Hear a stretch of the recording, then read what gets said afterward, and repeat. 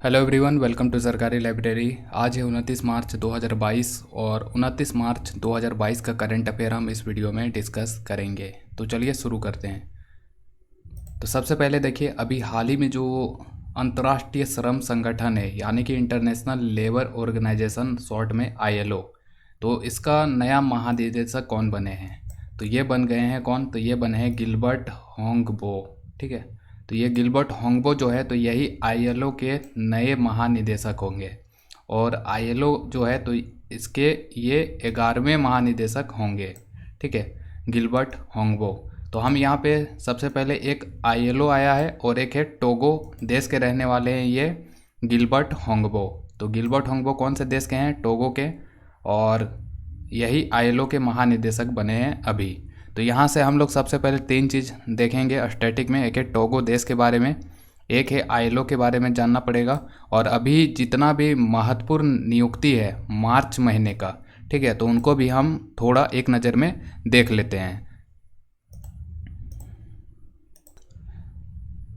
तो सबसे पहले हम लोग ILO को देखते हैं। ILO क्या है? इंटरनेशनल लेबर ऑर्गेनाइजेशन यानी कि अंतर्राष्ट्रीय श्रम संगठन।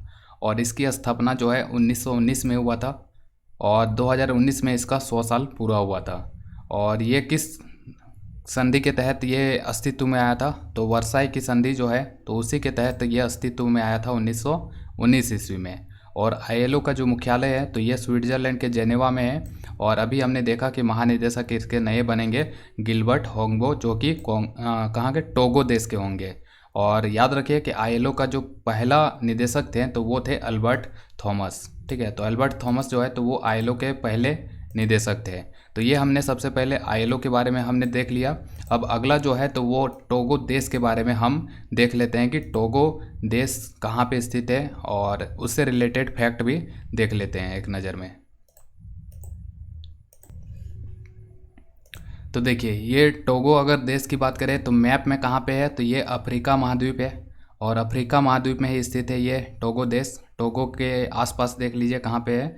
तो ये टोगो के आसपास में घाना देश है, बुर्किना फासो सटा हुआ है और बेनिन, तीन देश सटा हुआ है। और टोगो का जो राजधानी है तो वो कौन सा है? तो वो है लोम। तो यहाँ से याद रखिए टोगो के बारे में कि टोगो का जो राजधानी है तो ये अंग्रेजी से यहाँ पे लोम है और हिंदी में इसको लोमे कहा जाता है। तो लोम या लोमे कुछ भी याद रखें, इसका कैपिटल है। और यहाँ पे कौन सा करेंसी है? तो यहाँ पे करेंसी यानी कि टोगो का मुद्रा जो है तो वो है फ्रैंक चलता है यहाँ पे। और अभी प्रेसिडेंट कौन है टोगो के? तो ये है फोरे ग्रांसी गबे। ठीक है, तो फोरे ग्रांसी गबे जो है तो ये इसके प्रेसिडेंट है। और टोगो 1960 ईस्वी में जो है स्वतंत्र हुआ था। तो ये टोगो देश के बारे में हमने देख लिया। अब यहाँ पे कुछ महत्वपूर्ण नियुक्तियाँ हैं, जैसे कि ILO के महानिदेशक बने हैं गिलबर्ट होंगबो। इसी तरह और भी महत्वपूर्ण नियुक्ति हुआ है मार्च 2022 में, तो उनको भी हम एक नज़र में देख लेते हैं।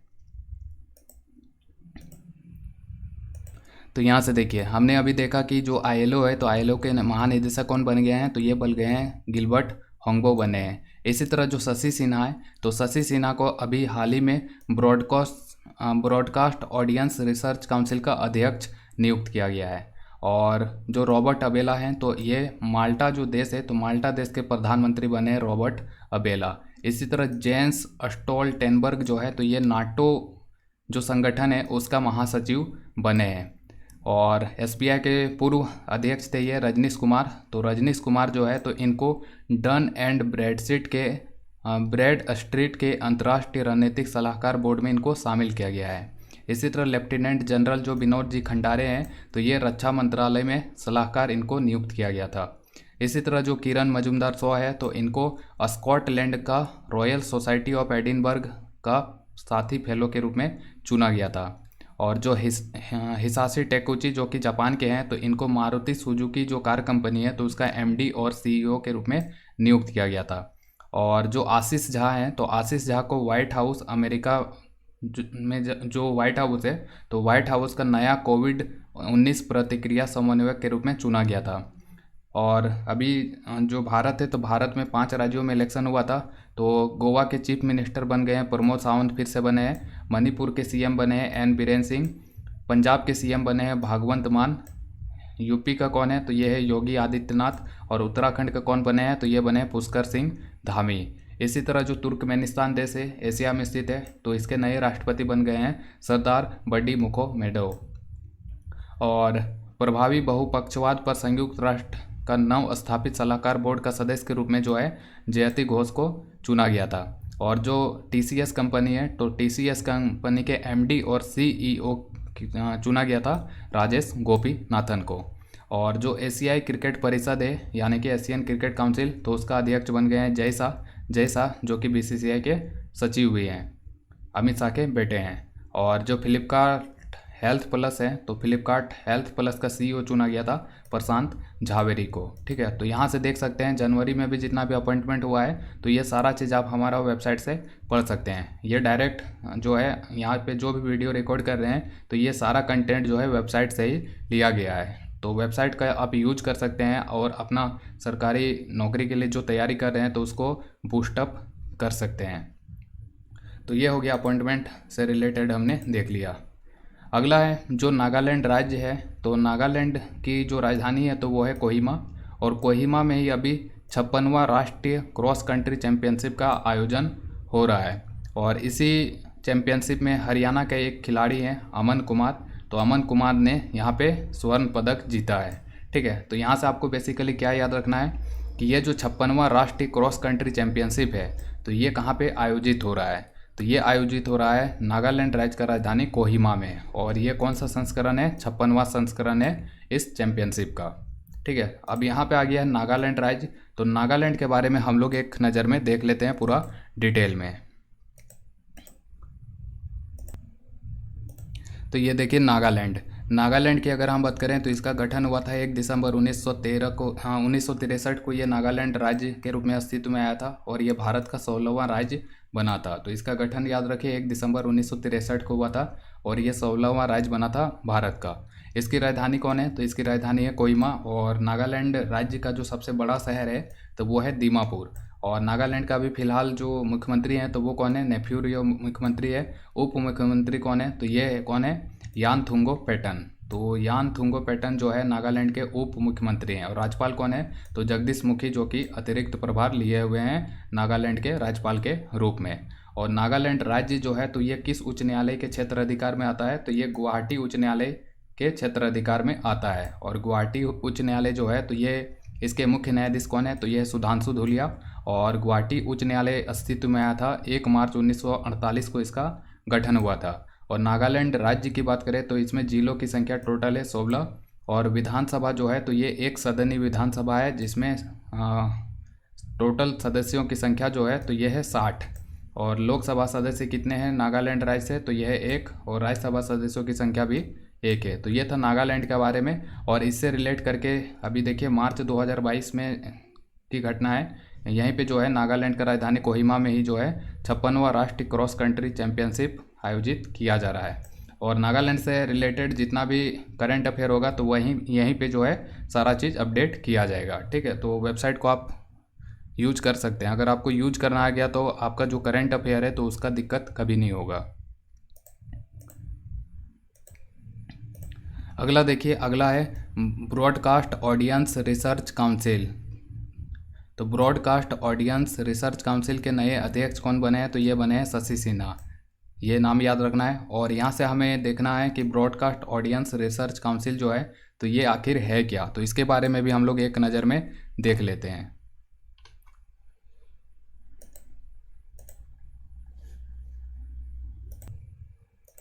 तो देखिए, जो ये ब्रॉडकास्ट ऑडियंस रिसर्च काउंसिल है इसको शॉर्ट में बार्क कहा जाता है। और इसका जो नया अध्यक्ष बने हैं तो ये शशि सिन्हा को नियुक्त किया गया है। और बार्क की स्थापना जो है तो ये 2010 में किया गया था। और इसका मुख्यालय जो है तो ये है मुंबई में। और इसका CEO कौन है, तो ये है नकुल चोपड़ा, इसके CEO हैं। अगला है अभी हाल ही में जो फार्मूला 1 2022 सऊदी अरब ग्रैंड प्रिक्स है तो इसके विजेता कौन बने हैं। तो सऊदी अरब ग्रैंड प्रिक्स 2022 का जो विजेता बन गए हैं तो ये बन गया है मैक्स वर्स्टापेन। ठीक है, तो ये मैक्स वर्स्टापेन जो है तो ये 2022 का जो फार्मूला रेस सऊदी अरब में हुआ था तो उसके ये विजेता बन गए हैं। तो सऊदी अरब ग्रैंड प्रिक्स 2022 का विजेता है मैक्स वर्स्टापेन। और ये कौन सा कंपनी का गाड़ी चलाते हैं, तो रेडबुल का गाड़ी चलाते हैं। और ये किस देश के खिलाड़ी हैं, किस देश के रेसर हैं, तो ये है नीदरलैंड के। ठीक है, तो याद रखें कि मैक्स वर्स्टापेन इन्होंने 2022 का सऊदी अरब ग्रैंड प्रिक्स को जीत लिया है। गाड़ी कौन सा चलाते हैं, रेडबुल कंपनी का, और किस देश के हैं ये, तो ये है नीदरलैंड का। इसी तरह से देखिए अभी एक ग्रैंड प्रिक्स F1 जो है तो ये बहरीन में आयोजित किया गया था। ठीक है, तो बहरीन वाला का जो विजेता हैं तो वो कौन थे, तो ये लेक्लेरेक थे। ठीक है, तो उसके बारे में भी हम लोग देख लेते हैं। तो यहाँ पे देखिए जो फार्मूला 1 ग्रैंड प्रिक्स है, F1 ग्रैंड प्रिक्स, तो अभी हमने देखा सऊदी अरब ग्रैंड प्रिक्स 2022 जिसको जीता है मैक्स वर्स्टापेन ने।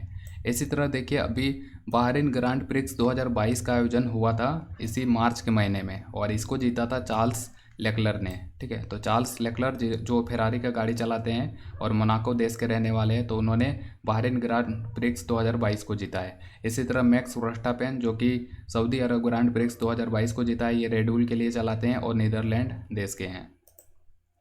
अगला है माल्टा के प्रधानमंत्री कौन बने हैं, तो माल्टा के प्रधानमंत्री बन गए हैं रॉबर्ट अबेला। ठीक है, तो रॉबर्ट अबेला जो है तो ये माल्टा के नए प्रधानमंत्री होंगे। अगला है जो दीपिका पादुकोण है, तो दीपिका पादुकोण को मेंटल हेल्थ अवेयरनेस के लिए है टाइम 100 इम्पैक्ट अवार्ड मिला है।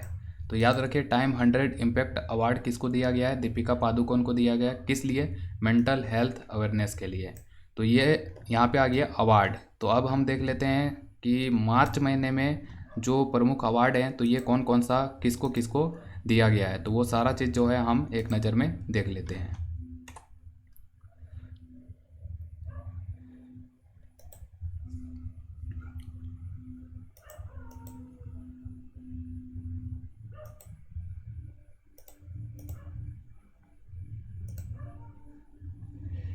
तो सबसे पहले देखिए दीपिका पादुकोण, इन्हीं को अभी टाइम 100 इम्पैक्ट अवार्ड दिया गया है। इसी तरह जो स्पोर्ट स्टार एसएस अवार्ड 2022 है, तो इसमें sport star of the year पुरुष के रूप में चुना गया था नीरज चोपड़ा को, और sport star of the year female चुना गया था मीराबाई चानू को।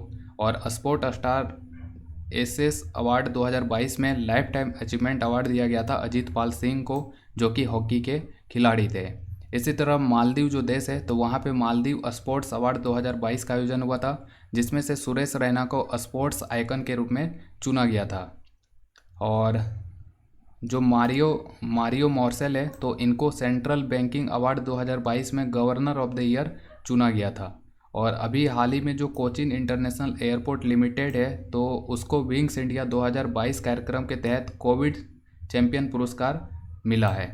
और जो केम्पेगौड़ा अंतर्राष्ट्रीय हवाई अड्डा है तो उसको एविएशन इनोवेशन पुरस्कार दिया गया।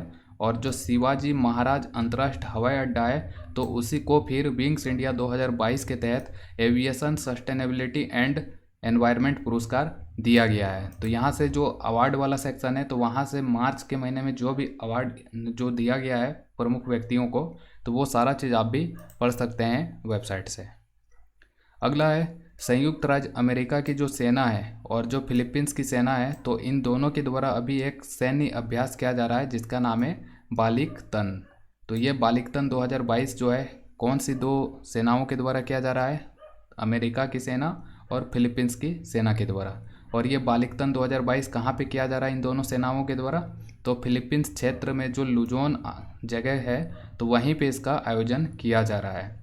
ठीक है, तो और ये जो है तो ये एक वार्षिक अभ्यास है, ये भी याद रखना है आपको। और कहाँ पे हो रहा है, लुजोन नामक जगह में। तो यहाँ पे सैन्य अभ्यास आ गया है। तो सैन्य अभ्यास अभी मार्च के महीने में जो भी महत्वपूर्ण है तो उन सभी को हम एक नज़र में देख लेते हैं। तो सबसे पहले देखिए अभी हाल ही में जो है भारत और जापान की सेनाओं के बीच में अभ्यास धर्म गार्जियन 2022 का अभ्यास किया गया। कहाँ पे, बेलगांव कर्नाटक में। और भारत और जापान के बीच में याद रखिए सबसे पहले एक मालाबार युद्ध अभ्यास किया जाता है दोनों सेनाओं के बीच में, भारत और जापान की नौसेनाओं के द्वारा।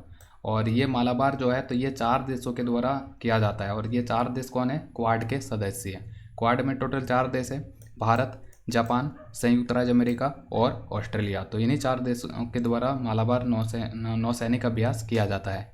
और जीमैक्स जो है तो ये भी भारत जापान के साथ ये अभ्यास करता है, और सिन्यू मैत्री भी जो है भारतीय वायुसेना और जापानी वायुसेना के बीच में ये अभ्यास किया जाता है। इसी तरह जो नाटो देश है, तो नाटो देश के जितने भी सदस्य हैं तो उनका अभी हाल ही में जो है कोल्ड रिस्पॉन्स नामक एक युद्ध अभ्यास किया गया नाटो के सदस्यों के द्वारा, और ये कोल्ड रिस्पॉन्स 2022 का जो संस्करण है तो ये नॉर्वे देश में आयोजित किया गया था। इसी तरह भारतीय सेना और सेशेल्स देश की सेनाओं के बीच में लेमितिये नाम का युद्ध अभ्यास किया गया, और ये लेमितिये जो है 2022 में जो किया गया ये युद्ध अभ्यास भारत और सेशेल्स के द्वारा, तो ये 9वां संस्करण था। कहाँ पे किया गया था? सेशेल्स देश में। इसके बाद भारतीय नौसेना की जो पश्चिमी कमान है तो उसके द्वारा अभी जो है एक सुरक्षा अभ्यास प्रस्थान के नाम से आयोजित किया गया था। और जो मलेशिया देश है तो मलेशिया देश के द्वारा अभी बरसामा शील्ड युद्ध अभ्यास किया गया था 2022 में। इसी तरह महाराष्ट्र का पुणे के लूला नगर नामक जगह में भारतीय सेना और महाराष्ट्र पुलिस के बीच में सुरक्षा कवच 2 संयुक्त अभ्यास का आयोजन किया गया था। और अभी देखिए भारत और उज्बेकिस्तान की सेनाओं के बीच में जो युद्ध अभ्यास हुआ तो वो हुआ डस्टलिक के नाम से, और ये डस्टलिक युद्ध अभ्यास जो है उज्बेकिस्तान और भारत दोनों के द्वारा किया जाता है। और इस साल 2022 का संस्करण जो है तो उज्बेकिस्तान में आयोजित हुआ था यांग यारिक नामक जगह में। तो ये था युद्ध अभ्यास के बारे में। अभी मार्च महीने में ये सारे न्यूज में थे तो ये आपको याद रखना है ये सारा के बारे में।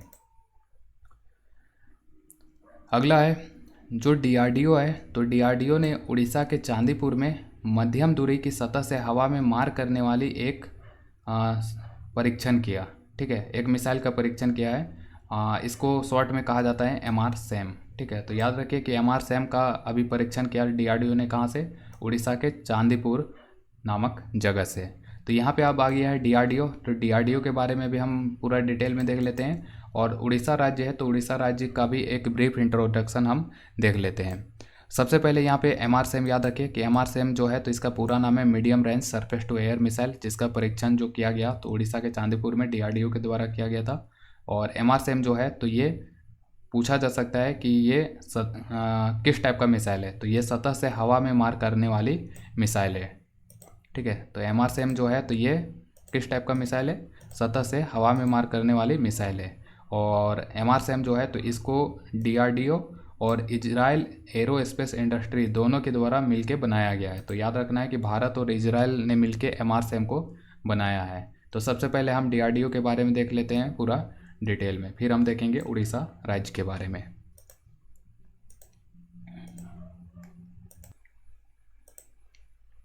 तो डीआरडीओ देखिए, डीआरडीओ जो है तो इसका गठन 1958 ईस्वी में हुआ था। इसका मुख्यालय है नई दिल्ली में, और इसका जो मोटो है तो वो है strength origin is in science. और इसके अध्यक्ष कौन है? तो वो है डॉक्टर जी सतीश रेड्डी। तो डॉक्टर जी सतीश रेड्डी जो है तो वो डीआरडीओ के अध्यक्ष है। और डीआरडीओ का पूरा नाम याद रखें, defence research and development organisation इसका पूरा नाम है।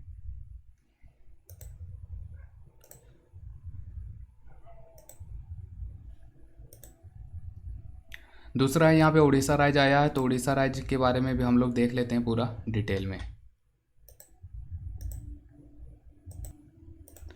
तो देखिए उड़ीसा जो है तो उड़ीसा राज्य बना था 1 अप्रैल 1936 को, और 1 अप्रैल को भारत में जो है उड़ीसा दिवस के रूप में मनाया जाता है, क्योंकि 1 अप्रैल को ही उड़ीसा का गठन हुआ था। राजधानी कौन है? भुवनेश्वर है। मुख्यमंत्री कौन है उड़ीसा के? तो वह है नवीन पटनायक। और राज्यपाल कौन है? तो यह है गणेशी लाल। और उड़ीसा जो है तो ये उड़ीसा हाईकोर्ट के क्षेत्र अधिकार में आता है।